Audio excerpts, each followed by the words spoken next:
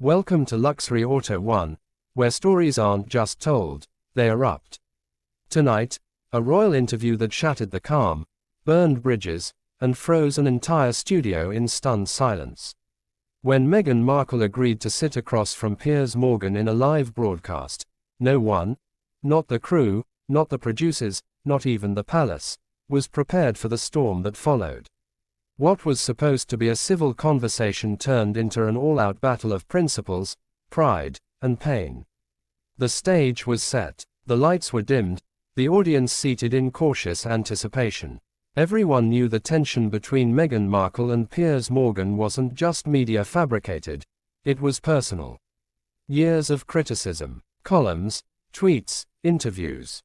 He had called her manipulative, theatrical, even dangerous to the monarchy. She had remained mostly silent. Until now. The cameras rolled. Meghan stepped onto the set. Dressed in sleek black, calm but unreadable. Piers was already seated, papers in hand, an icy grin spread across his face. "Thank you for coming," he said. "I wasn't sure I would," Meghan replied smoothly. The first few minutes passed in careful pleasantries. Talk of motherhood, her recent projects, her charity work, but the civility was thin, stretched like glass about to crack. Then it began. "You say you stepped back from royal duties because of press intrusion," Piers began. "But weren't you courting the same press with podcasts and Netflix deals?" Meghan's smile faltered. She leaned in. "There's a difference between telling your truth and being hunted. But isn't that truth curated?" He pressed. "Only what benefits you." She didn't blink. "You assume people don't know the difference between honesty and spin because that's how you operate." The audience gave a quiet gasp.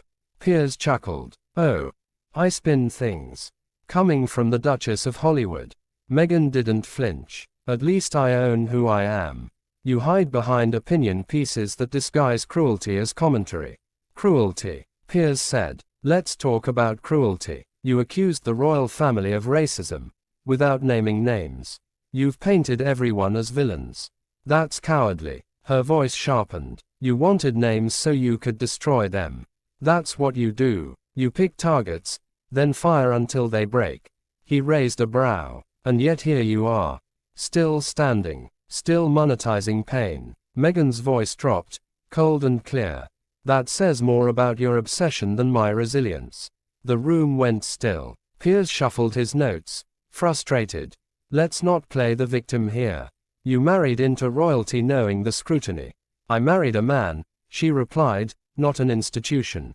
I wasn't prepared to be sacrificed to protect others." Piers leaned forward. "You're saying you were betrayed by the palace. I'm saying silence was demanded of me while lies were printed daily. And that silence nearly killed me." There was a beat of silence. Piers narrowed his eyes. "Mental health. That's a serious claim. Some say you used it for sympathy." She looked at him, steady. "And some say you're incapable of empathy." A low murmur rippled through the audience. He pushed on. "You knew what you were getting into." "No," she said, voice rising. "No one can know what it's like to be vilified by a country you served. To be told to smile while your life unravels. And yet you're still on every screen," he countered. "Because I'm done hiding. Because people like you use your platform to bully women into silence." Piers held up a finger. "I challenge, not bully. You provoke," she snapped. "You bait. You break people for entertainment.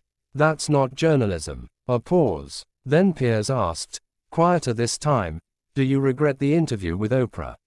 "No," she said. "I regret staying silent for so long, even if it hurt the royal family." Meghan's voice was calm now. "The truth doesn't hurt people who have nothing to hide." Piers folded his arms. "But it divided a nation."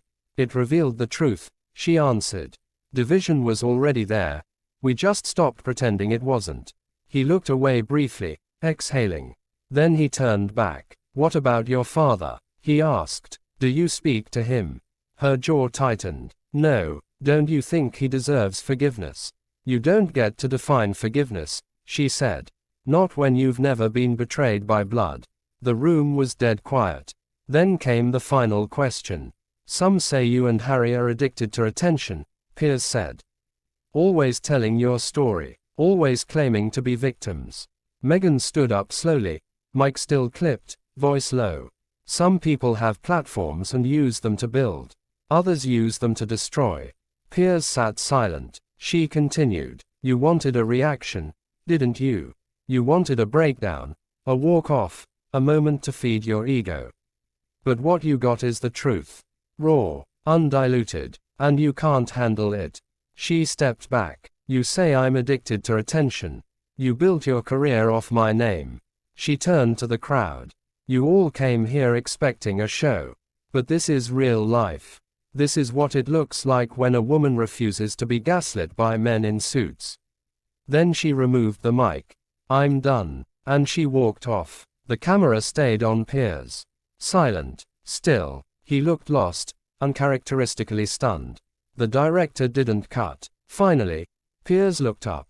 Well, he muttered, that went exactly how she planned it. But even he didn't believe that. Outside, the world exploded. Social media lit up like wildfire. Half called Meghan brave, half called her manipulative. But one thing was certain. No one who watched that interview would forget it.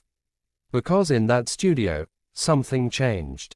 The victim fought back. The accuser stood exposed. And the line between truth and performance shattered. Live on air. This was no interview. This was war. And the silence afterward was louder than any applause.